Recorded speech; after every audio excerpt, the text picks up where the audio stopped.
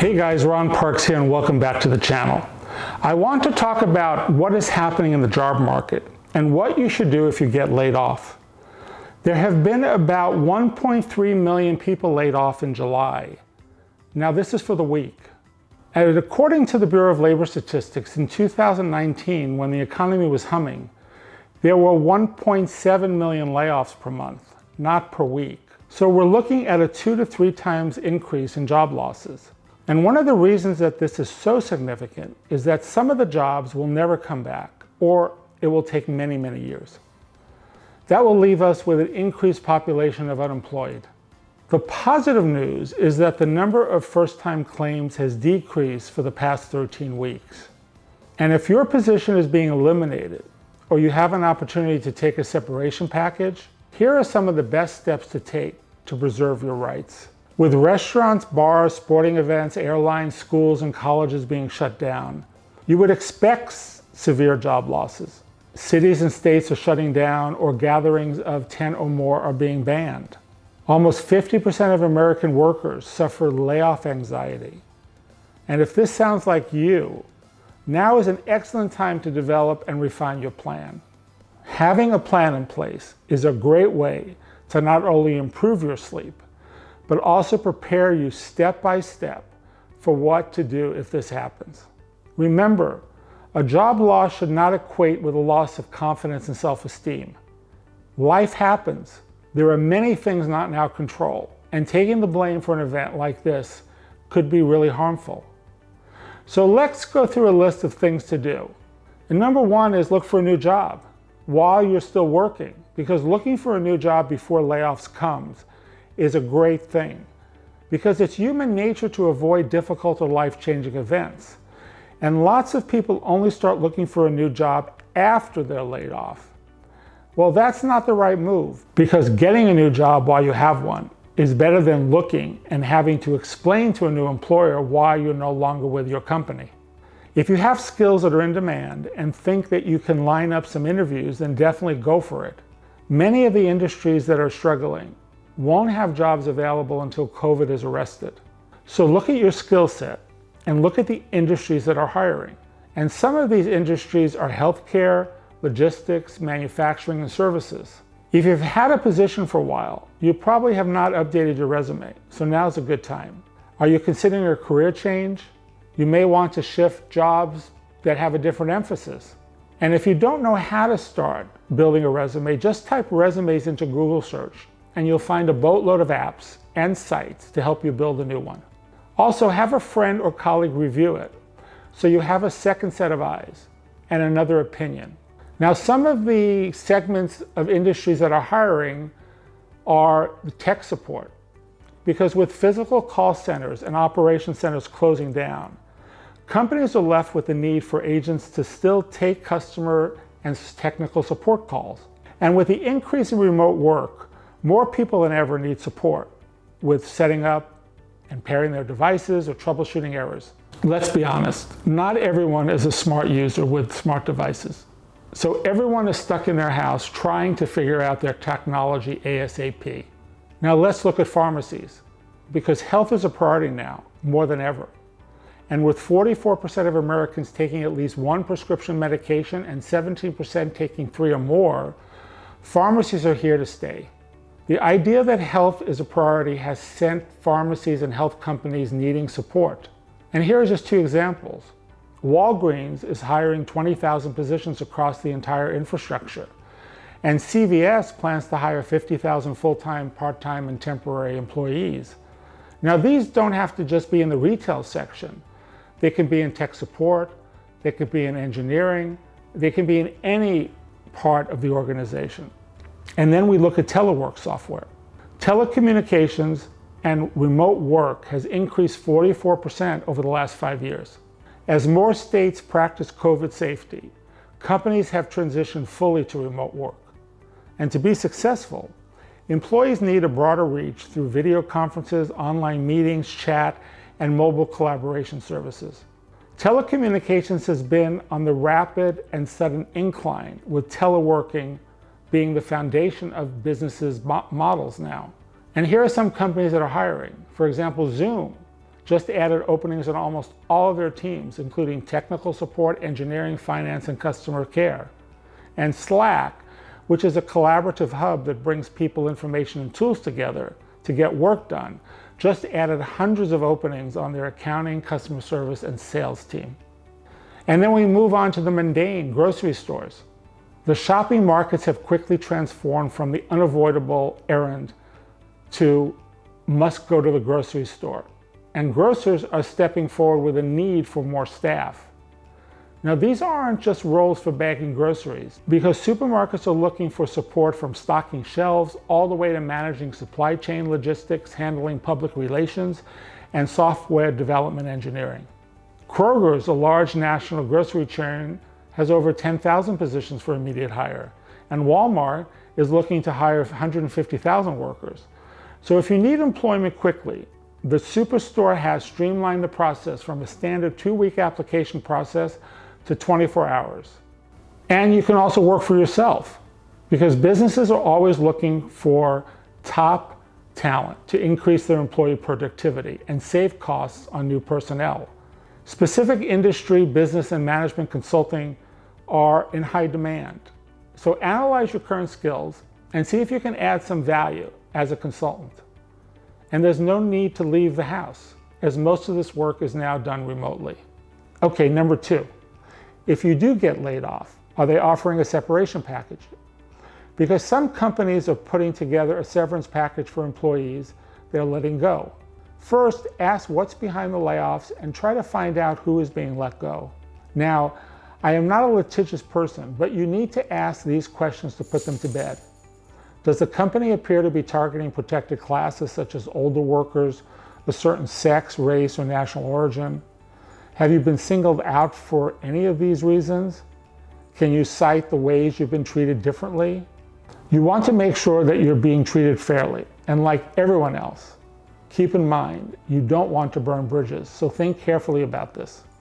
Companies usually announce that they might be doing layoffs and ask people to self-separate before they issue the list.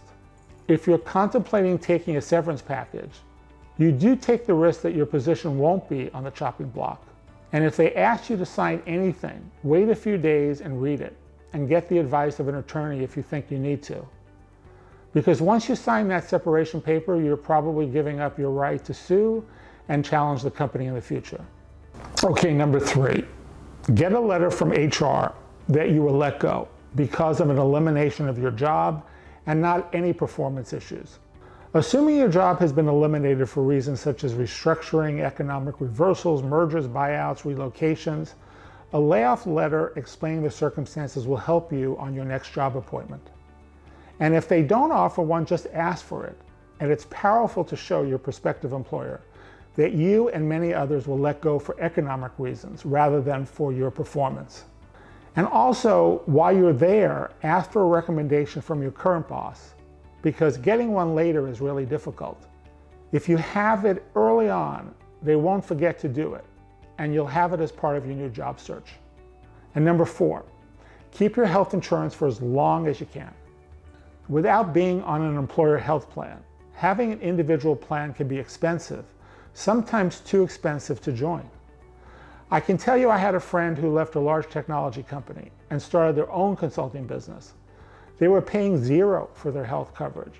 And after they left and joined a new plan, their $0 cost went to $1,700 a month. So if you were laid off from a company with 20 or more employees, COBRA comes into effect. It allows you to continue coverage for you and your family for up to 18 months, but you're required to pay the entire premium, which actually could be big. And also under the Affordable Care Act, you can shop for an individual health plan on state or federal exchanges. And if your income is severely reduced, you may qualify for a government subsidy. Now let's talk about 401k plans, number 5. If you had a 401k or a defined benefit plan with your former employer, you have a lot of options. You can leave it in your former employer's plan. You can open a rollover IRA and transfer your 401k assets into that plan. Or if your next employer offers a 401k plan, find out whether you have the option to consolidate your old plan with the new one. And never cash out of your 401k plan if you can avoid it. There is a steep penalty from the IRS if you cash out your retirement plan. You will pay a 10% penalty and all of the proceeds will be considered ordinary income and you'll be taxed on all of it in the year it was taken out. And if you do this, you could be sacrificing your long-term retirement goals, and it is really hard to rebuild what you've accumulated. If you have a defined benefit plan and you're vested, you'll either wait for retirement age so you can get regular monthly payments, or some employers might allow you to take the money and transfer it. And for those not fully vested, which means you have not been with the company long enough to qualify for full benefits, it could be better to take a lump sum payment. And if you do take a lump sum payment, you can reinvest it into a Roth IRA or a traditional IRA and let it continue to grow. But if you did vest and you leave the company, make sure the company is in good financial standing. So when you do reach full retirement age, you'll have your benefits available. Now, number 6, no one wants to really do this, but you have to file for unemployment. As a former employee, you have earned unemployment benefits. Getting those benefits will take some pressure off of your emergency fund, so sign up as soon as possible. Now, your eligibility, the amount you receive, and the length of time you're covered, usually 26 weeks, depend on where you live. Also, with the pandemic continuing, you might see additional benefits from the federal government, such as added unemployment payments, stimulus checks, and extension of benefits for past 26 weeks. Okay, now number 7. This is actually a fun thing to do. Update LinkedIn and your resume. You know the saying, it's not what you know, it's who you know? Well, to be successful in business, especially when you're looking for a new job, all of the contacts you built over the years on LinkedIn will really come in handy. And per the LinkedIn blog, over 155 million workers in the United States have LinkedIn profiles, and over 20,000 companies in the US use LinkedIn to recruit. Over 3 million jobs are posted on LinkedIn in the US every month, and members can add over 50,000 skills to their profiles to showcase their professional brands. 94% of companies use social media for recruiting through LinkedIn, which is 30% higher than using Facebook. So update your profile, provide end dates of your current job, because you don't want a recruiter to reach out thinking you're currently working and have to explain why your profile is not updated. Write a new introduction, review your list of strengths and skills, beef up the description of your past jobs and achievements, stress your experience and accomplishments with information that will allow a recruiter to see your skills easily. Be proactive. Message contacts with whom you've had close personal or professional ties, and follow up with offline connections. Try to get virtual FaceTime with people that can help. Look for virtual online networking events, large corporate hiring events, especially companies that you'd like to work for. And while you're at it, scrub your other social media accounts of embarrassing, compromising, or merely unprofessional posts, because employers have a tendency to look at your social media before they offer you a job. Okay, number 8. Oops, you didn't start your job search. I talked about this at the beginning of the video. So if you have not started the job search when you still had a job, then you need to power through this task.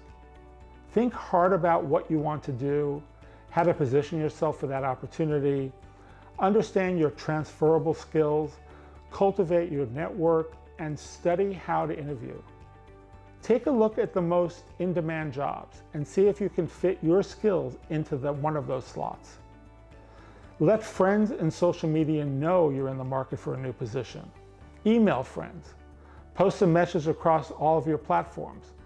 And structure your day so that you spend a good chunk of it planning and looking for a new job.